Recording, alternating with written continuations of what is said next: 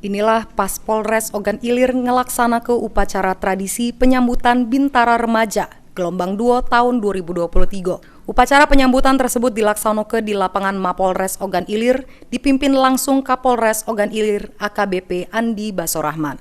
Andi ngatoke dengan datangnya Bintara Remaja ini diharap ke bisa gawa perubahan samu dinamika yang baik, khususnya jeru pelaksanaan tugas kepolisian ke depannya di Polres Ogan Ilir.